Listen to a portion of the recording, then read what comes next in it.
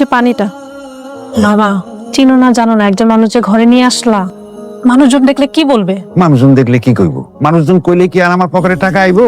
এই দেখ কত টাকা, লাগলে পরে আরো নিবো। তোর এইসব নিয়ে চিন্তা করার দরকার নাই। তুই ওনারে খাবার টাবার দিয়ে ঘুমানোর ব্যবস্থা কর। আঙ্কেল, কালকে চাচ্ছিলাম আপনাদের আশেপাশে একটু ঘুরতে। হ্যাঁ, ঘুরবেন। পাহাড় আছে, গাছ গাছের আছে, সুন্দর উঁচা নিচা। ও, আপনি তো আবার ঢাকাতে আইছেন, উঁচা জায়গাতে পরে টরে যাবেন না তো আবার? না, পড়বো না। আচ্ছা শুনুন না, আপনার পরিচিত কোনো লোক আছে নাকি? কেন? মানে একটু সাথে নিয়ে ঘুরালো। হ্যাঁ, আপনার জোয়ান মুর্দা মানুষ, আপনি এই এলাকা ঘুরতে আবার লোক লাগে নাকি সাথে? একলাই যথেষ্ট। আপনি একটা চেনা জানা লোক থাকলে কি, মানে উনি দেখে দেখে সব ঘুরালো আর কি। চিনা জানা লোক আর কিরা? নূপুর, কালকে সকালে ডোনার নিয়ে একটু গ্রামটা ঘুরাই নিয়ে আসিস তো। আমি? তাছাড়া আর কিরা? ঠিক আছে, খাওয়া দাওয়া করে ঘুমাবেন। নূপুর, ওনার খাওয়া টাওয়া দে। আচ্ছা, বাহ, আপনার সাথে তো আমার পরিচয় হয়নি। আমার নাম আকাশ। আমি নূপুর। আপনার নামটা সুন্দর। আচ্ছা, আপনি কি মুডি নাকি আমি একটা অপরিচিত মানুষ, আমার সঙ্গে আপনার হাঁটতে ঝামেলা হচ্ছে, অস্বস্তি হচ্ছে? না, বাবা বলেছেন আপনাকে নিয়ে ঘোরা কিছুটা স্বস্তি লাগছে। আচ্ছা চলেন চা খেতে খেতে কথা বলি। তবে হ্যাঁ, চায়ের দোকানটা হতে হবে পাহাড়ের কোনো চূড়ায়। একসাথে দুজন মিলে চাও খাবো, আড্ডাও দেওয়া হবে। চা? কেন, আপনার চা পছন্দ না? পছন্দ। এই যে আপনার চা। ধন্যবাদ। এই জানেন, চায়ের কিন্তু একটা মজার গল্প আছে। একসঙ্গে যারা চা খায় তারা কিন্তু বন্ধু হয়ে যায়। তার মানে আমরা কি বন্ধু? বন্ধু?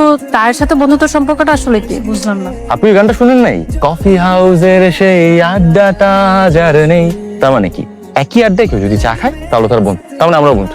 আপনি তো দেখে চায়ের কাপের সাথে বন্ধুত্ব করছেন। হ্যাঁ, অফকোর্স। চলেন এক কাজ করি, চাকে সাক্ষী রেখে আমরা বন্ধু হই। নিন হাত দিন। সাক্ষী রাখি, চলেন। আরে হাত দিন। তাহলে তো চাও শেষ, আমাদের বন্ধুত্ব শেষ। মামা চা শেষ করেন, রাখলে আবার দিমু, কিন্তু বন্ধুত্ব শেষ করা যাবে না। মামা, এই চাও চলবে অনন্তকাল, আমাদের বন্ধুত্বও চলবে অনন্তকাল। মামা এত শক্ত কথা বুঝি না। আপনি বুঝতে হবে না, কিচ্ছু বুঝতে হবে না আপনার। আপনি আরেক কাপ চা বানান। আচ্ছা শুনুন না, এই চাটা শেষ করে আরেক কাপ চা খেতে আপনার সমস্যা নেই তো? বানান, চাটা কিন্তু মজা। হ্যাঁ নূপুর, চাটা কিন্তু ভালো ছিল, তাই না? জি।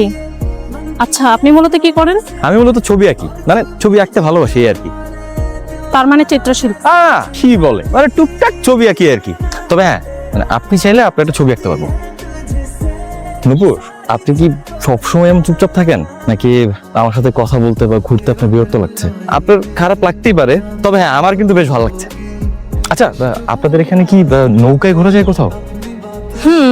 সাঙ্গ নদীতে। সাঙ্গু নদীতে? আচ্ছা, আমার না অনেক দিনের ইচ্ছা, জানেন, মানে পাহাড়ি পথ ধরে কোনো নৌকায় আমি ঘুরছি, মানে আমার খুব ইচ্ছা এটা। আজ তো সম্ভব না, কালকে করতে পারবেন? হ্যাঁ, আমার কোনো সমস্যা নেই, কালকে হলে কালকে। ওকে। কারণ এখান থেকে সাঙ্গ নদীটা বেশ দূরে। আচ্ছা তাহলে কালকে। ঠিক আছে, কালকে। ঠিক আছে। মা সুবহানাল্লাহ, মা সুবহানাল্লাহ, সুবহানাল্লাহ। কি হইছে তোর? মা, তুমি বিশ্বাস করবে না, আমি আমার সোলমেট পেয়ে গেছি। সিরিয়াসলি? মেয়েটা দেখতে কেমন রে? মা, আমি তো চেহারা দেখে মুগ্ধ হইনি, আমি তো চিরকুট পরে মুগ্ধ হয়েছি। মা, কক্সবাজারে আমি একটা চিরকুট ভর্তি বোতল পাই। সেই চিরকুট গুলো পরে আমি নূপুরকে জানতে পারি, ওর স্বপ্নগুলোর ব্যাপারে জানতে পারি, আর সেটা পূরণের জন্য আমি বান্দরবনে আসি। মা, রূপর নামটা তো সুন্দর। মা, পৃথিবীর সব সৌন্দর্য তোর চোখে। হ্যাঁ, কি বলিস? তুই ওর জন্য দোয়া করো মা। হ্যাঁ, ঠিক আছে মা।